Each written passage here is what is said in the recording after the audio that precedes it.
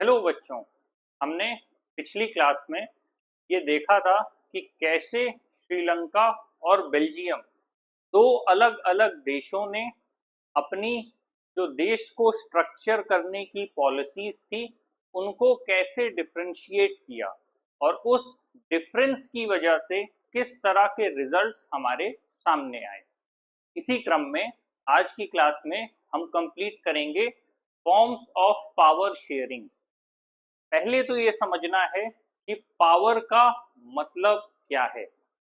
जब भी हम पावर वर्ड समझते हैं तो हमें ये पता होता है कि सत्ता में केंद्रीकृत ताकत। लेकिन इस पावर को फंक्शन कैसे किया जाएगा, इससे आउटकम्स डिसाइड होते हैं। इन अ सिंपल वे, पावर को डोमिनेंस के लिए यूटिलाइज किया जा सकता है। जब डोमिनेंस के लिए यूटिलाइज किया जाएगा तो अल्टीमेटली लोगों को एक्सप्लॉइट किया जाएगा।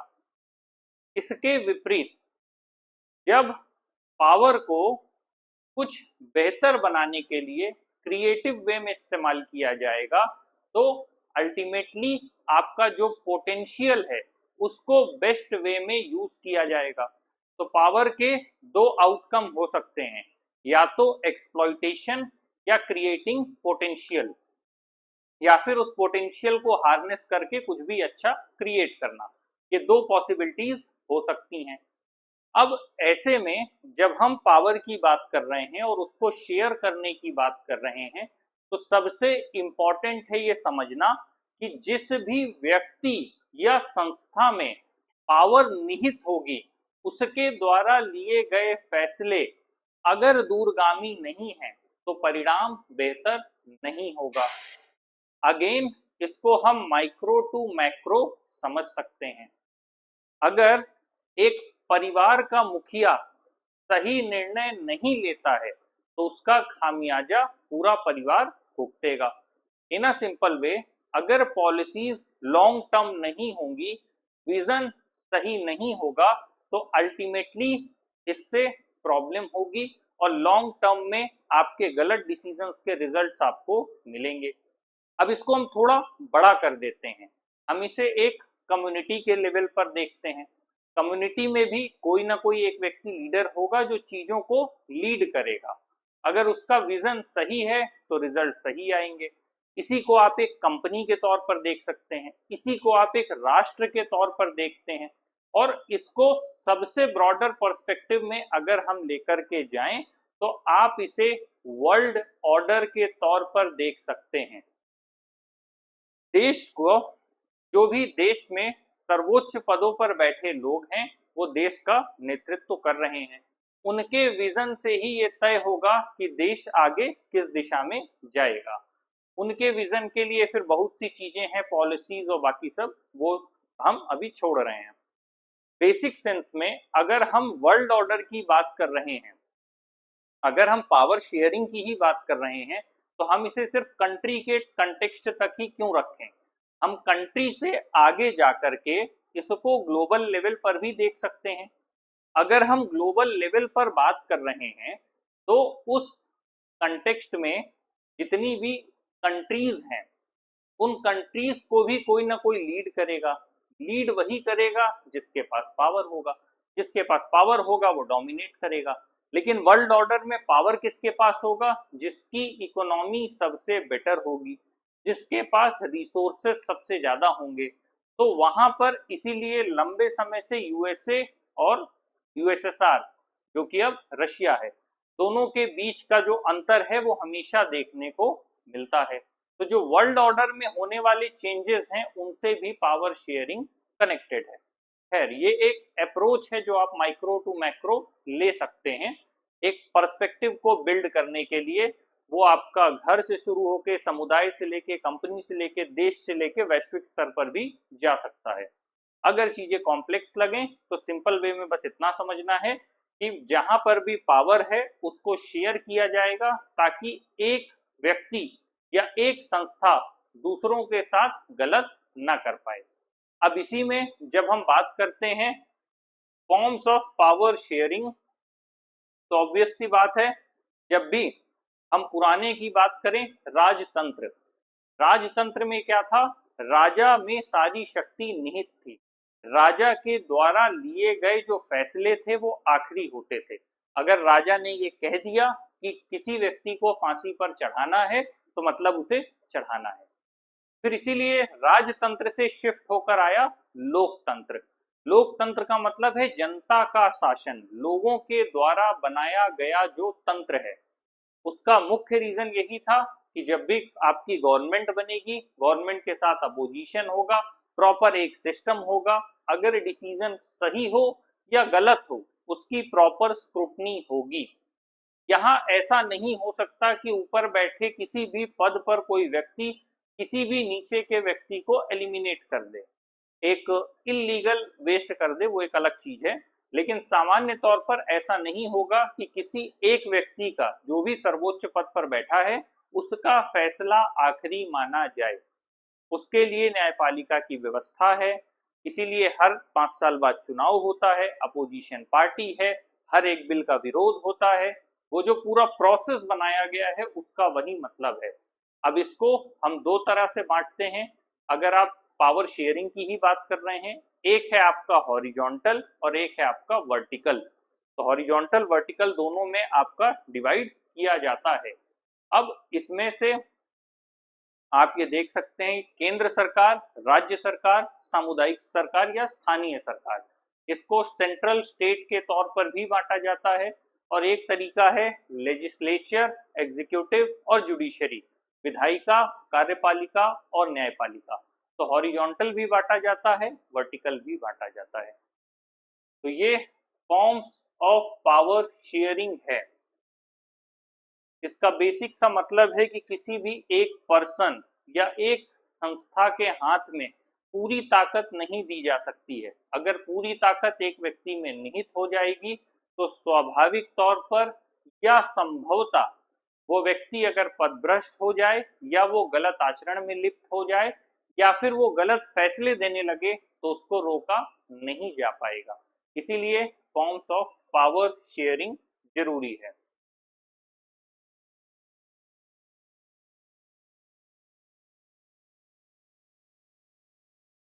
Power is shared among different organs of government।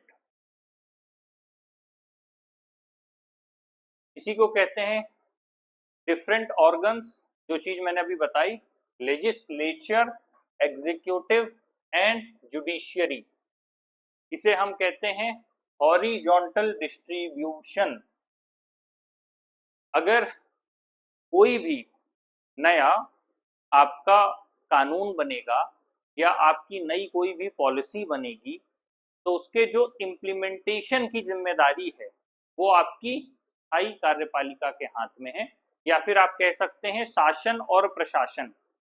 शासन का काम है नीतियों के निर्माण में संलग्न होना, और आपका आगे जो आपकी स्थायी कार्यपालिका है जिसे आप कहते हैं प्रशासन, उसका काम है इन सब को एग्जीक्यूट करना। और जुडिशियरी का काम है इन सब पर एक प्रॉपर नजर रखना, स्क्रूटनी करना, और जब इन लोगों के द्वारा जनता से सही ढंग से व्यवहार ना किया जाए या जो पॉलिसीज बनी हैं उनको प्रॉपरली एग्जीक्यूट ना किया जाए या फिर एक्सप्लॉइट किया जाए तो इस कंडीशन में फिर ये लोग रेस्पॉन्ड करेंगे। जुडिशियरी की जिम्मेदारी है कि वो इस बात की अकाउंटेबिलिटी फिक्स करे कि किस पर्सन को कैसे बिहेव करना था या किस ऑर्गेनाइजेशन को किस तरह से इस पॉलिसी को इम्प्लीमेंट कराना था। तो ये लगातार एक दूसरे के साथ पैरेलल रूप से, सक्रिय रूप से काम करते रहते हैं और सबकी पावर्स अलग अलग हैं। शासन हो, प्रशासन हो, एक साथ काम करते हैं, लेकिन इनकी पावर्स बहुत ही क्लियरली डिफाइंड है। कोई भी एक व्यक्ति दूसरे की पावर को सुपरसीड नहीं कर सकता, और देश की संरचना को इस ढंग से बनाया गया है कि उन्हीं शक्तियों का संतुलन बना रहे जिससे कि व्यवस्था शोषणकारी न हो जाए।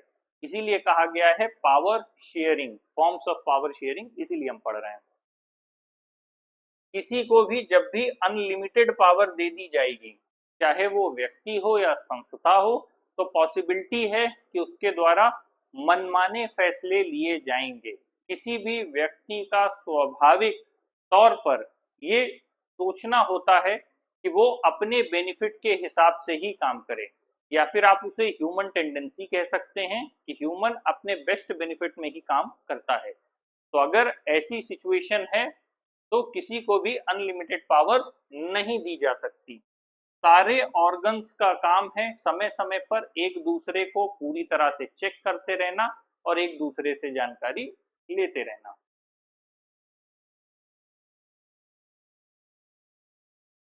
Even though ministers and government officials exercise power, they are responsible to the parliament or state assemblies. इसीलिए जब हम गवर्नमेंट से गवर्नेंस पर आते हैं तो हम अकाउंटेबिलिटी का टॉपिक पढ़ते हैं। अकाउंटेबिलिटी का सिंपल सा मतलब यही है कि किसी भी व्यक्ति की या संस्था की जिम्मेदारी और जवाबदेही तय करना। अगर आपने किसी पावर को एक्सरसाइज किया और उसकी जवाबदेही नहीं ली तो स्वाभाविक सी बात है कि जो भी बात आपने कही है अब वो उसके लिए आप रिस्पॉन्सिबल नहीं है, तो आप बहुत ही लापरवाह तरीके से उस काम को करेंगे, या फिर अगर आप उस काम के लिए जिम्मेदार नहीं हैं तो आप उसके जो रिजल्ट्स हैं, जो आउटकम्स हैं, उसके बारे में नहीं सोचेंगे। लेकिन जब किसी पावर को एक्सरसाइज या एग्जीक्यूट करते समय आपसे ये पूछा जाए कि आपने ये चीज किस प्रोसेस के तहत की है, तो आप इस बात का ध्यान रखेंगे कि इसका आउटकम क्या आएगा।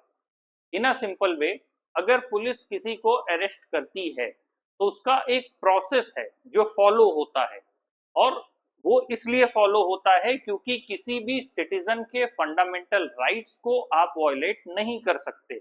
और अगर आप सिटीजन के फंडामेंटल राइट्स को वायलेट कर रहे हैं तो इसका मतलब उसके लिए कोई वैलिड रीजन होना चाहिए, और वो जो रीजन है उसको प्रॉपर वे में आपको कोर्ट में जस्टिफाई करना पड़ेगा।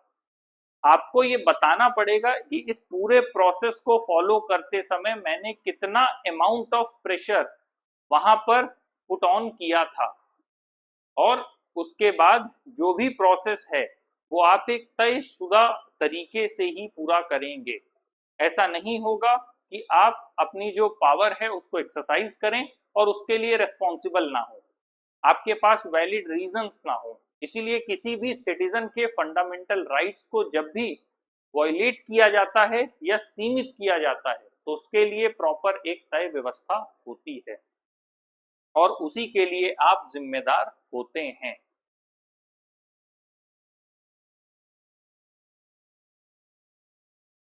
इसी को चेक्स एंड बैलेंसेस भी कहा जाता है कि एक दूसरे पर इस बात के लिए नजर रखना कि कोई भी एक वर्ग या कोई भी एक साइड अनियंत्रित या असंतुलित ना हो जाए। पावर को अगेन गवर्नमेंट पे डिफरेंट लेवल पर इसको जो है शेयर किया जाता है in terms of central, state and regional.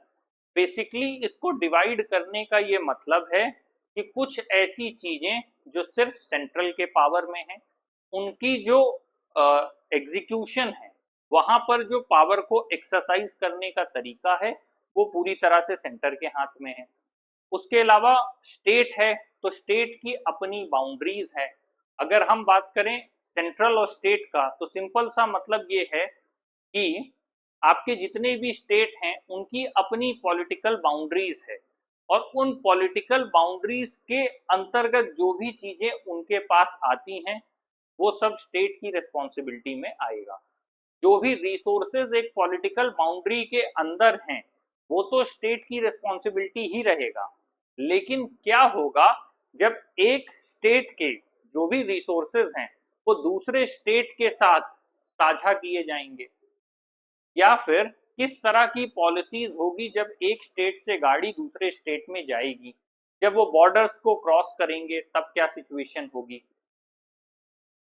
इस तरह की बहुत सी चीजें जो भी डे टू डे लाइफ में होती हैं, बेसिकली गवर्नमेंट का काम ही है टैक्स को कलेक्ट करना, इसीलिए कलेक्टर जैसी पोस्ट है। हालांकि ये औपनिवेशिक संरचना है जो कि समय के साथ बदली नहीं गई, इसे बदला जाना चाहिए था, एक नई व्यवस्था डिजाइन होनी चाहिए थी। हालांकि लगातार इस पर काम चल रहा है। तो हम जिस व्यवस्था को लेकर के चल रहे हैं वो अभी भी वैसी ही चल रही है। टैक्स को लेकर के समय समय पर चेंज होते रहते हैं। तो जो टैक्स कलेक्शन है मेन डिवाइडेशन उसी का होता है कि सेंट्रल के पास क्या जाएगा, स्टेट के पास क्या जाएगा, रीजनल के पास क्या जाएगा, डेवलपमेंट के लिए क्या फंड होगा, किसको कितना डिवाइड होकर के मिलेगा, कितना हमारे पास आएगा in terms of government, government के पास कितना आएगा, उनके पास से कितना जाएगा, और डिफरेंट एस्पेक्ट्स में वो डेवलपमेंट के लिए कितना खर्च करेंगे। उसी में अगर आप सेंटर की बात कर रहे हैं तो जो स्टेट अलग अलग हैं, कुछ स्टेट डेवलप्ड हैं, वही सिचुएशन है जैसे आप वर्ल्ड ऑर्डर की बात करते हैं उसी तरह कंट्री की बात करेंगे। कुछ स्टेट्स हैं वो डेवलप्ड हैं, कुछ स्टेट ऐसे हैं जो अंडर डेवलपिंग है, और कुछ स्टेट हैं जो काफी पिछड़े हुए हैं, वो पूरी तरह से अनडेवलप्ड हैं, वो बीमारू राज्य की श्रेणी में भी आते हैं।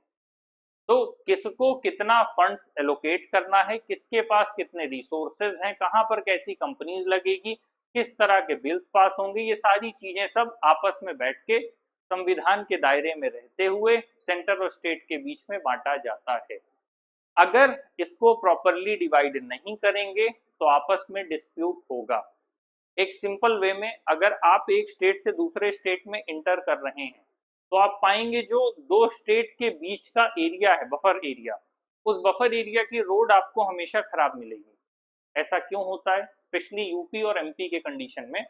क्योंकि यूपी का जहां तक ज्यूरिसडिक्शन है, एमपी का जहां तक ज्यूरिसडिक्शन है, बीच का हिस्सा छोड़ दिया जाता है। क्योंकि यहाँ वाला सोचता है हम आगे के लिए पैसा क्यों लगाएं, और यहाँ वाला सोचता है हम क्यों लगाएं। तो इसीलिए आप बॉर्डर एरियाज में जब भी रोड क्रॉस करेंगे आप देखेंगे वो रोड हमेशा खराब होगी, उसका यही एक रीजन है।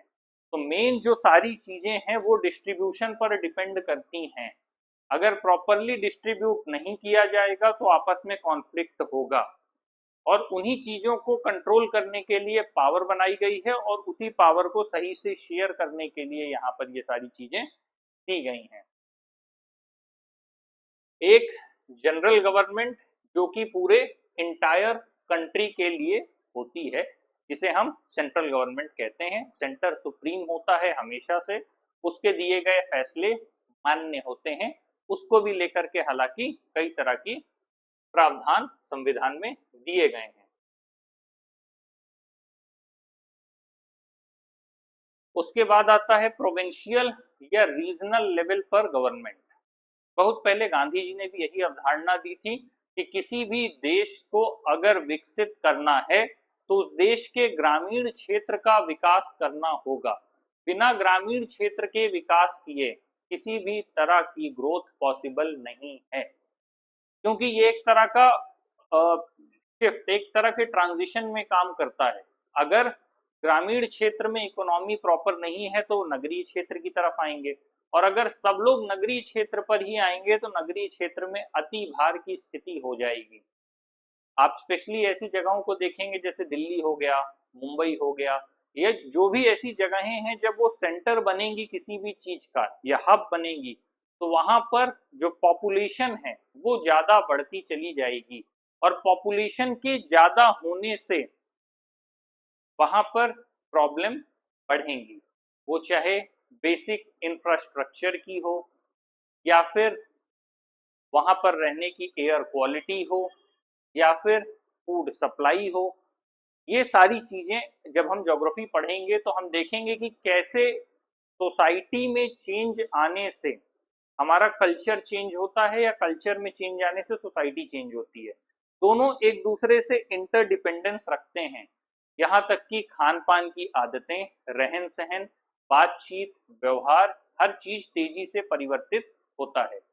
तो जब भी रीजनल गवर्नमेंट की बात आ रही है इसका मतलब है कि सेंट्रल सारी चीजों को नहीं संभाल सकता, रीजनल लेवल पर जो भी प्रॉब्लम्स हैं उनको आइडेंटिफाई करने, उनका प्रॉपर सोल्यूशन देने के लिए रीजनल गवर्नमेंट की जरूरत होती है।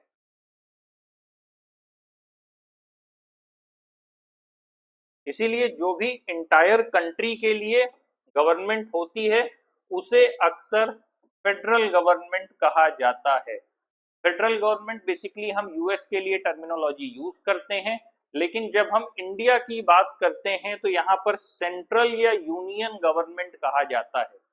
यूनियन गवर्नमेंट से सीधा सा मतलब है कि सारे स्टेट्स को मिलाकर के जो बना है उसके यूनियन की बात हो रही है। तो यहाँ पर इंडिया में यूनियन गवर्नमेंट वर्ड यूज होता है एक इंटायर कंट्री के लिए जो गवर्नमेंट है उसके लिए, यूएस में फेडरल गवर्नमेंट है और इंडिया में यूनियन या सेंट्रल गवर्नमेंट वर्ड यूज होता है।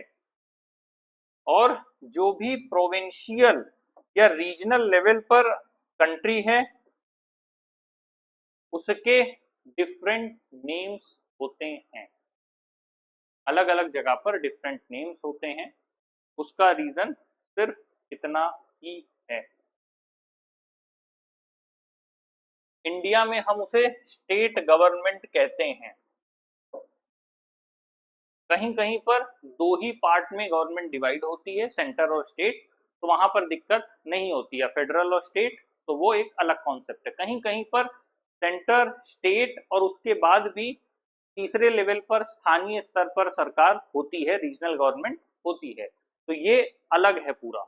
अब वही चीज आप पॉलिटिकल साइंस में पहले आपने पढ़ा भी होगा कि आपका तहसील लेवल है, उससे भी और नीचे चले जाएंगे तो आपका होगा छोटा सा गांव होगा, कई गांवों के समूह को मिलाकर के ग्राम पंचायत हो जाएगी, फिर उसी के बाद आपका तहसील होगा, ब्लॉक होगा, ब्लॉक के बाद डिस्ट्रिक्ट होगा, सारे डिस्ट्रिक्ट को मिलाकर के स्टेट होगा, स्टेट सारे स्टेट को मिलाकर के आपका कंट्री होगा, सारे कंट्री को मिलाकर कॉन्टिनेंट होगा, सारे कॉन्टिनेंट को मिलाकर वर्ल्ड होगा।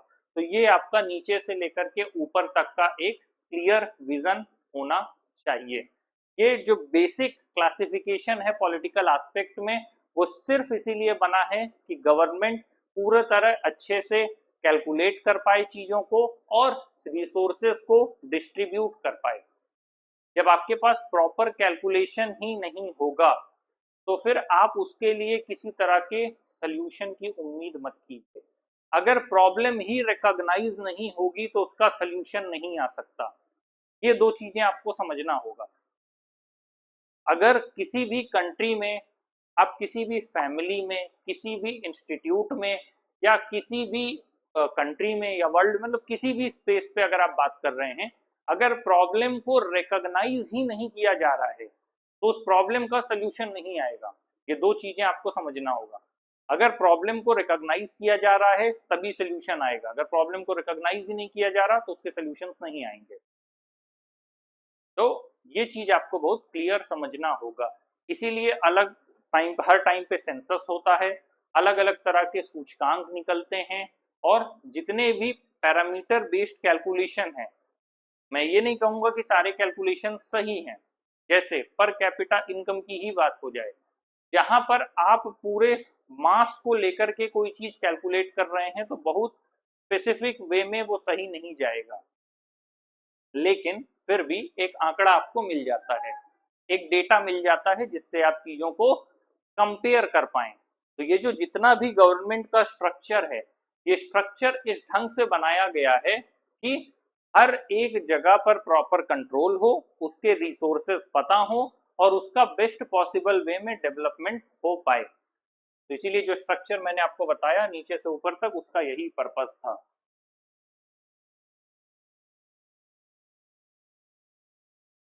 हमारी कंट्री की अगर हम बात करें तो कॉन्स्टिट्यूशन ने क्लियरली पावर्स को डिफरेंट लेवल्स ऑफ गवर्नमेंट में डिवाइड किया है। उसका वही अगेन मतलब है जिससे कि कहीं पर भी जो सत्ता है वो एकीकृत ना हो जाए। और यही चीज बेल्जियम ने भी किया था, पर श्रीलंका इस चीज को नहीं कर पाया। जब भी आप अकेले, वो एक कहावत है ना कि अकेला चना भाड़ नहीं फोड़ सकता, जब भी आप अकेले दौड़ेंगे या अकेले सब कुछ करने की कोशिश करेंगे, पॉसिबिलिटी बहुत कम है कि वो काम सक्सेसफुल होगा। इसीलिए कहते हैं संघे शक्ति कलयुगे, कि जब कई लोग एक साथ आकर के हाथ मिला लेते हैं तो वही काम बड़ी आसानी से हो जाएगा।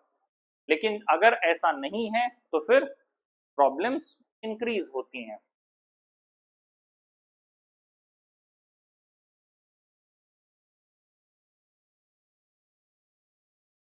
इसी को कहते हैं फेडरल डिवीजन ऑफ पावर।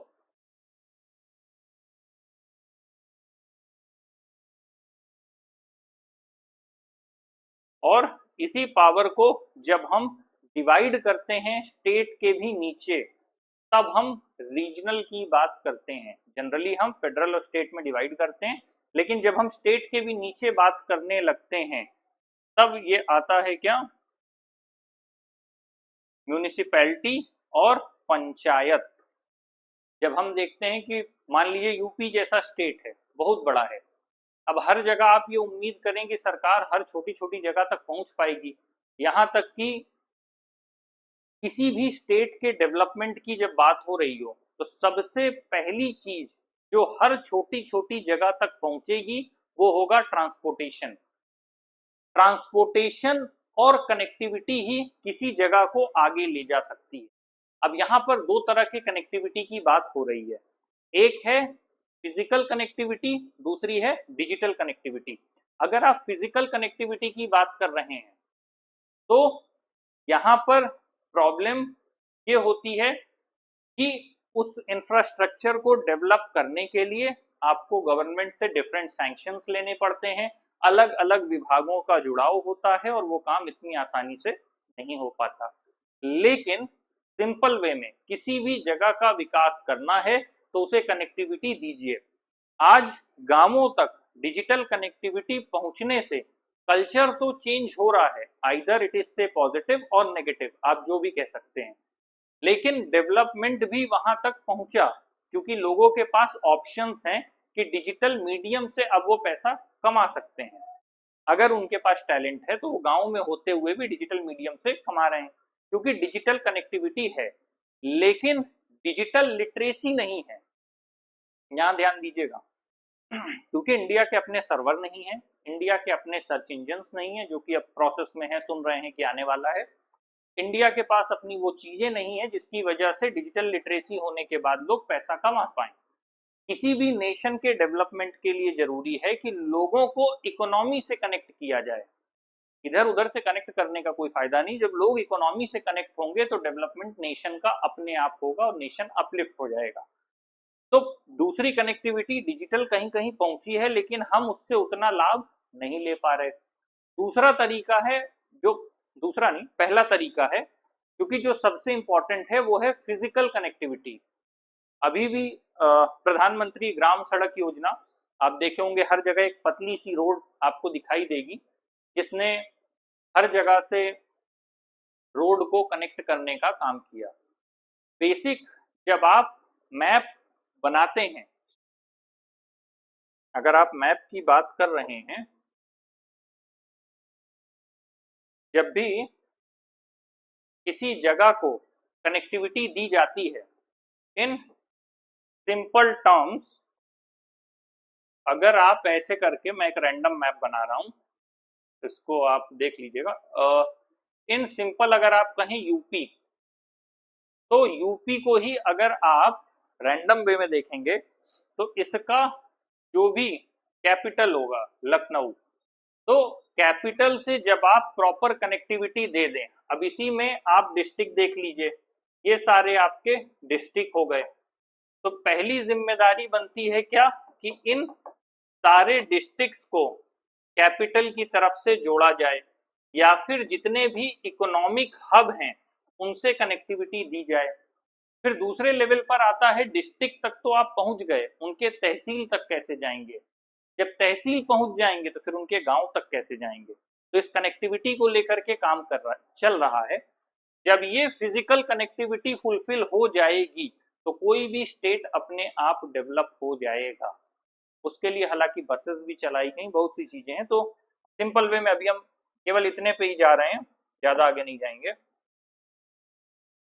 ये तभी पॉसिबल है जब प्रॉपर अमाउंट ऑफ कनेक्टिविटी मिल पाए, फिजिकल वे में हो, डिजिटल वे में हो, हर तरह से हो, इकोनॉमिक एस्पेक्ट में हो। तो करंट टाइम में जो पावर शेयरिंग है वो इसीलिए की जाती है क्योंकि स्टेट गवर्नमेंट हर जगह नहीं पहुंच पाती। तो जिस कनेक्टिविटी की बात की मैंने वो इसीलिए रीजनल गवर्नमेंट के हाथ में पावर दी जाती है कि रीजनल लेवल पर वो चीज़ों को संभालें और उन चीज़ों को ठीक करें। और यही चीज बेल्जियम में थी और श्रीलंका में नहीं थी।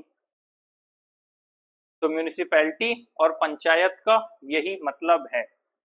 तो जो हायर और लोअर लेवल ऑफ गवर्नमेंट है जिसका वर्टिकल डिवीजन बताया जा रहा है, वहां पर पावर को जो ट्रांसफर किया जाता है या शेयर किया जाता, ट्रांसफर नहीं होगा, पावर को जो शेयर किया जाता है उसका यही मतलब है। अगेन पावर को सोशल ग्रुप्स में भी डिवाइड किया जाता है। अब आप कहेंगे ये कैसे? तो बिल्कुल होता है, अलग अलग जगह जो हम श्रीलंका में देख रहे थे, जो कम्युनिटी बेस्ड वॉर है, अगर आप एक कम्युनिटी को एक्सेप्टेंस नहीं देंगे, उसको प्रॉपर रिस्पेक्ट नहीं देंगे, तो चीजें ऐसे नहीं मैनेज हो पाएगी। तो जो बेल्जियम है वो कम्युनिटी गवर्नमेंट का एग्जाम्पल है। जनरली हम इंडिया में कम्युनिटी गवर्नमेंट इसलिए नहीं देख सकते क्योंकि हमारा जो स्ट्रक्चर है वो रिलीजन बेस्ड नहीं है। हमारा जो राज्य है वो सीधे धर्म में हस्तक्षेप नहीं करता और ना ही धर्म के अनुसार संचालित होता है। यदि धर्म में कोई विशिष्ट समस्या है तो न्यायपालिका हस्तक्षेप करेगी, लेकिन राज्य के द्वारा ना तो वो धर्म से संचालित होगा और ना ही धर्म में प्रत्यक्ष तौर पर हस्तक्षेप करेगा जब तक कि जरूरत ना हो। तो हमारे यहाँ ऐसा नहीं है कि दो अलग कम्युनिटी की गवर्नमेंट हो, लेकिन अगर हम कहीं की बात कर रहे हैं, एक तरफ फ्रेंच कम्युनिटी है, मान लीजिए वहां पर 45% और दूसरी 50% के आसपास है डच कम्युनिटी, बीच में कोई 5% रख लीजिए, तो फ्रेंच और डच कम्युनिटी जब आपस में है तो दोनों को सत्ता में भागीदारी चाहिए। तब ऐसी स्थिति में कम्युनिटी बेस्ड गवर्नमेंट आती है। हमारे यहाँ वो स्थिति नहीं है, ये स्पष्ट होना चाहिए, क्योंकि जहां पर भी लोग होंगे, डिफ्रेंशिएशन होंगे, उनमें डिस्प्यूट ना हो, उन्हें सॉल्व करने की कोशिश की जाएगी। In some countries there are constitutional and legal arrangements। Again वही बात, कम्युनिटी हमारी कंट्री में भी है, हिंदू, मुस्लिम, सिख, ईसाई, बौद्ध, जैन, अलग अलग कम्युनिटीज हैं, लेकिन हमने कम्युनिटी के अकॉर्डिंग गवर्नमेंट को नहीं बनाया है। हमारे यहाँ गवर्नमेंट है जो पैरेलल रन करती है और सारी कम्युनिटीज से ऊपर है, वो कम्युनिटीज के हिसाब से नहीं चलती। कम्युनिटीज को एक तयशुदा लाइन मिलती है, संविधान मिलता है, उसके अनुसार वो लोग काम करते हैं।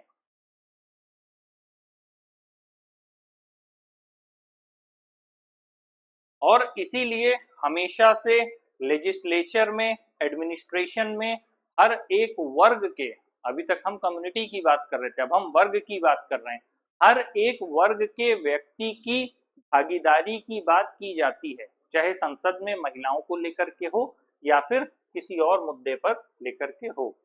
और इसीलिए कॉन्स्टिट्यूएंसीज को भी रिजर्व्ड रखा जाता है, जिससे कि जो भी उस वर्ग या समुदाय विशेष का व्यक्ति है वो अपना प्रतिनिधित्व स्थापित कर पाए और उसके प्रतिनिधित्व के माध्यम से उस वर्ग विशेष के लोगों को सामान्य से अधिक सुविधाएं मिल पाएं और जो भी वो पिछड़े वर्ग में चले गए हैं वहां से उठ करके मुख्य धारा में आ सकें।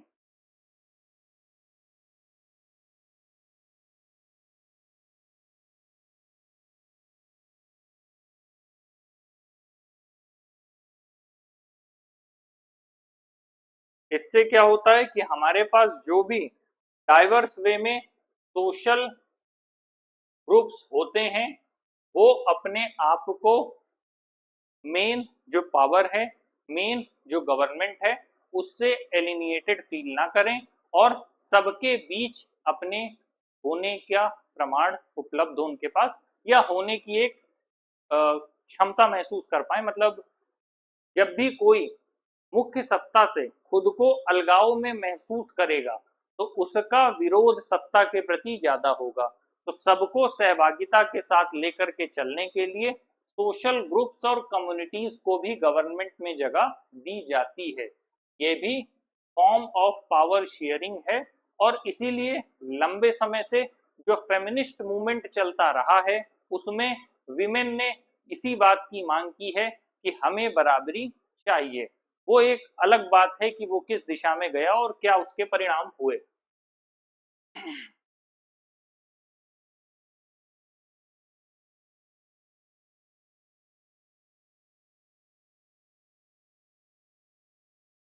इसके अलावा प्रेशर ग्रुप्स भी होते हैं, मूवमेंट्स भी होते हैं। पावर शेयरिंग में लगातार ऐसा नहीं है कि किसी ने सरकार बना ली तो अब वो सर्वे सर्वा हो गया। सरकार बनाने के बाद अलग अलग पॉलिटिकल ग्रुप्स बनते हैं, छोटे छोटे प्रेशर ग्रुप्स बनते हैं, छोटे छोटे मूवमेंट्स चलाए जाते हैं। वो चाहे आपका खालिस्तानी हो, चाहे वो कोई भी हो, या फिर आपका बोडो असम जैसे मुद्दे हों, लगातार सरकार चारों तरफ से घिरी होती है। उस पर इस बात का प्रेशर रहता है कि हर एक वर्ग को संभालना है। जिस भी वर्ग को लगता है कि हमारी बात सत्ता में नहीं सुनी जा रही, हमारा प्रतिनिधित्व उचित नहीं हो रहा, हमारे लोगों को सही जगह नहीं मिल रही, तो कोई एक आदमी उठकर आता है, एक नई पार्टी बनाता है, कुछ लोगों को इकट्ठा करता है और सरकार के खिलाफ मूवमेंट शुरू कर देता है।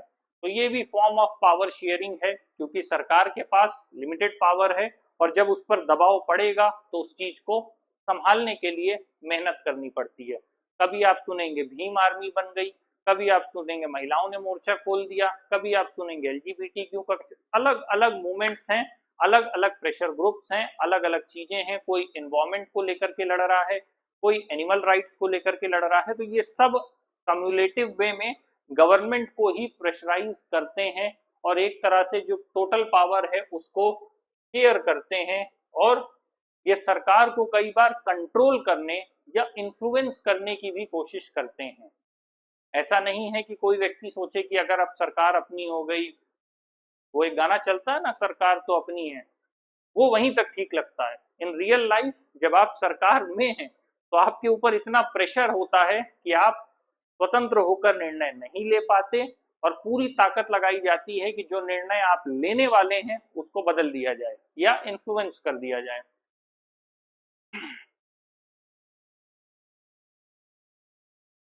और सिटीजन्स के पास पूरी पावर है कि वो किसकी तरफ जाएं।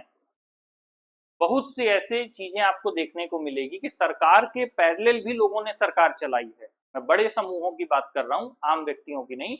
बड़े समूहों ने जब सरकार के पैरेलल सरकार चलाई, वो चाहे माओवादी रहे हों या नक्सलवादी रहे हों, उन्होंने क्या किया? जितने भी नक्सलवादी थे उन्होंने यही तो किया कि जिस भी क्षेत्र में पिछड़ापन था, अभी हमने जो पढ़ा कि सेंट्रल गवर्नमेंट, हाँ, सेंट्रल, स्टेट और आपकी रीजनल गवर्नमेंट। तो रीजनल गवर्नमेंट क्यों थी? ताकि वो उन इलाकों तक पहुंच पाए जो दूर दराज है, जहां तक शासन और प्रशासन की सारी गतिविधियां नहीं पहुंच पा रही। तो यही चीजें, जो ऐसे इलाके थे भौगोलिक रूप से जो मुख्य राज्य से कटे हुए थे। अभी मैंने जो चीज बताई कि अगर यूपी है या कोई भी स्टेट है, आपने उसके जो भी कैपिटल है, कैपिटल से सबको जोड़ दिया, तो जैसे ही कनेक्टिविटी आई तो उस पर कंट्रोल गवर्नमेंट का आ गया। कहीं पर भी अगर नक्सलवाद का उदय हुआ होगा तो ये वही जगहें होंगी जो मुख्य कैपिटल से या मुख्य उन हेडक्वार्टर्स से, चाहे वो पुलिस हो चाहे वो एडमिनिस्ट्रेशन हो, उससे कहीं दूर स्थापित थे। साथ में वहां तक ना तो शासन और प्रशासन पहुंच पा रहे थे, भौगोलिक रूप से, राजनैतिक रूप से या किसी भी कारणवश वहां तक पहुंच पाना मुश्किल था। या फिर जिन भी स्टेट्स में नक्सलवाद पनपा, वहां पर आप देखेंगे कि जंगल ज्यादा है, वहां पर झाड़ियां ज्यादा हैं, गाड़ियों के चलने की व्यवस्था नहीं, रोड नहीं। तो जो लोकल कम्युनिटीज हैं वो अपने अकॉर्डिंग रहती हैं, उन पर गवर्नमेंट का ज्यादा प्रेशर नहीं होता। ऐसे में ही ये जो नक्सलवादी समुदाय थे, इन्होंने धीरे धीरे प्राकृतिक संसाधनों पर कब्जा किया, लोगों को ये बताया कि हम तुम्हारे हित के लिए लड़ रहे हैं, लोगों को अपनी तरफ किया और सरकार के पैरेलल एक सरकार चलाने की हिम्मत की। और वही चीज है कि जब भी ऐसी जगहों पर किसी भी जगह को कैप्चर करना है, वहां पर कनेक्टिविटी बना दीजिए। गवर्नमेंट को जब भी नक्सलवाद को खत्म करना रहा होगा, उन्होंने वहां पर कनेक्टिविटी दे दी होगी। आप कनेक्टिविटी दीजिए, सब कुछ खत्म हो जाएगा। उनके पास सबसे बड़ी जो ताकत है वो है सरकार से छुपने की, और सरकार की अपनी ताकत है। तो आप दो ताकत को मिला नहीं सकते। अब इसमें होता ये है कि जिसकी भी ताकत बड़ी होगी वो डोमिनेंस होगा। एक समय तक नक्सलवादी लोगों ने डोमिनेट किया कुछ जगहों को, हालांकि फिर वही है कि जब भी देश का नेतृत्व ऐसे हाथों में होगा कि वो फर्म डिटर्मिनेशन के साथ डिसीजंस ले सकते होंगे, तो अल्टीमेटली चीजों में बदलाव आना शुरू हो जाता है, और वही होता भी है और वही हो भी रहा है। जब भी इस तरह की स्थिति पैदा होती है तो आपस में ही जितनी भी पार्टीज हैं उनमें एक तरह का कंपटीशन होता है। जब भी सरकार के पैरेलल कोई भी प्रेशर ग्रुप खड़ा होता है तो अपोजिशन सबसे पहले जाकर के उससे हाथ मिलाता है। ऑब्वियस सी बात है, क्योंकि गवर्नमेंट है, गवर्नमेंट को गिराने के लिए अपोजिशन खड़ी है, और अपोजिशन को जैसे दिखता है कि प्रेशर ग्रुप्स क्रिएट हुए, ये तुरंत सब आपस में हाथ मिलाना शुरू कर देते हैं। तो इस तरह की सिचुएशंस भी होती हैं। This takes the form of competition among different parties, और इस तरह के कंपटीशन से ये तय होने लगता है, क्या तय होने लगता है, does not remain power in one hand, कि किसी भी एक आदमी के हाथ में ताकत या सत्ता नहीं होगी। और लंबे समय में फिर वही होता है कि डिफरेंट पॉलिटिकल पार्टीज आती हैं जो डिफरेंट आइडियोलॉजीज को सपोर्ट करती हैं, और अलग अलग सोशल ग्रुप बनाते हैं लोग। सोशल ग्रुप अपने आप बनते चले जाते हैं, according to your own identity लोग बना लेते हैं, और उसके बाद गवर्नमेंट में फिर वही है कि पॉलिटिकल पार्टीज बनती हैं अपनी जरूरतों के हिसाब से, और वो गवर्नमेंट को प्रेशराइज करते हैं। तो कई बार लोग कहते हैं सरकार में कि सरकार काम नहीं कर रही, तो सरकार होना ही इतना आसान काम नहीं है। सरकार के सामने एक काम को करने के लिए, मान लीजिए मुझे किसी एक पर्सन तक पहुंचना है, लेकिन उस एक पर्सन तक पहुंचने के लिए मेरे बीच में अगर 100 लोग बैठे हुए हैं, तो पॉसिबिलिटी बहुत कम है कि मैं एक उस पर्सन तक पहुंच पाऊंगा। ठीक उसी तरह सरकार के साथ होता है, उनकी पॉलिसीज के साथ होता है कि सरकार अगर इस जगह पे है और उसको पता है कि सबसे शॉर्टेस्ट और स्ट्रेट लाइन का जो डिस्टेंस है वो ए टू बी का है, लेकिन ए से बी तक जाने में, उस पॉलिसी को एग्जीक्यूट करने में बीच में लोग बैठे हुए हैं 100 से ज्यादा, वो पॉलिटिकल पार्टीज हो सकती हैं, सोशल ग्रुप्स हो सकते हैं, एक्सट्रीमिस्ट कम्युनिटीज हो सकती हैं, कि सरकार चाहे भी तो उस चीज को त्वरित रूप से लागू नहीं कर पाती। सरकार हमेशा अपने बेस्ट पॉसिबल वे में परफॉर्म करती है, लेकिन बीच में बैठे लोग उसे कभी इतनी आसानी से होने नहीं देना चाहते, और इसीलिए किसी भी देश में परिवर्तन कर पाना बड़ा मुश्किल होता है, और परिवर्तन के लिए ताकत की जरूरत होती है। क्योंकि ताकत जब गलत हाथों में होती है तो वो दमन का कारण बनती है, ताकत जब सही हाथों में होती है तो वो संरक्षण का कारण बनती है। क्योंकि जो लोग परिवर्तन होने से रोक रहे हैं उनको हटाने के लिए उनसे लड़ना पड़ेगा, और जिन लोगों के लिए पॉलिसी एग्जीक्यूट हो रही है उनका संरक्षण करना पड़ेगा। तो इस हिसाब से पावर एक डायनामिक्स में काम करती है। अगर गलत ढंग से गलत हाथों में है तो उसके रिजल्ट्स गलत होंगे, अगर वही पावर सही हाथों में है तो उसके जो रिजल्ट्स और आउटकम्स हैं वो सही होंगे। और कभी कभी ये जो पावर का जो शेयरिंग है वो डायरेक्ट भी होता है। जैसे गवर्नमेंट बिजनेसमैन के साथ मिलकर के काम करने लगती है। जनरली इंडिया में ऐसा जो स्ट्रक्चर है वो कम देखने को मिलता है। यूएस वगैरह में ओपनली बिजनेसमैन आपस में समूह बनाते हैं। चुनाव होने से पहले अमेरिका में जितने भी बिजनेसमैन हैं वो समूह बनाते हैं, और ये तय करते हैं कि उन्हें कितनी फंडिंग किस पार्टी को देनी है, कौन सी सरकार बननी चाहिए, कौन सा व्यक्ति जीतना चाहिए, उसके जीतने से हमें क्या फायदा है। तो ये यूएस जैसे पॉलिटिक्स में डायरेक्टली ओपनली होता है। और कई बार बिजनेसमैन गवर्नमेंट के साथ मिलकर अलायंस कर लेते हैं, कई बार डायरेक्टली कुछ नया इनोवेट करते हैं, और अभी हाल में सुनने को आया कुछ बिजनेसमैन मिलकर अपनी पार्टी ही बना रहे हैं। तो ऐसी भी सिचुएशन देखने को मिलती है। तो कभी कभी ये जो पावर शेयरिंग का फॉर्म है वो डायरेक्ट भी होता है।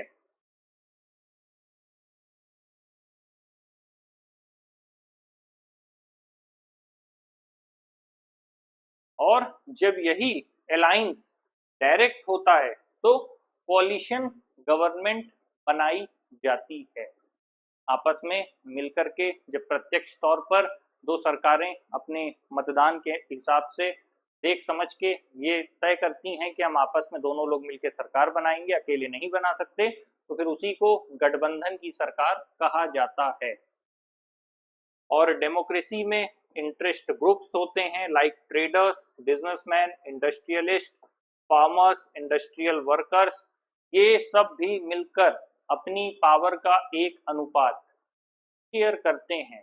जब हम कहते हैं जनतंत्र, जनता का तंत्र, तो जब भी कोई एक कम्युनिटी एक होती है, जैसे हाल में टीचर्स की कम्युनिटी एक होकर के एसएससी प्रोटेस्ट को आगे लेकर के जा रही है, तो जब भी एक कम्युनिटी एक होती है तो वो कम्युनिटी उस गवर्नमेंट पर प्रॉपर अमाउंट में फोर्स डालती है और उस फोर्स के माध्यम से ये कोशिश करती है कि वो जो भी चाह रही है उसके एजेंडा फुलफिल हों। अगर उसके एजेंडाज गवर्नमेंट की पॉलिसी से अलाइन हो जाएंगे तो गवर्नमेंट उस काम को इजीली कर देगी।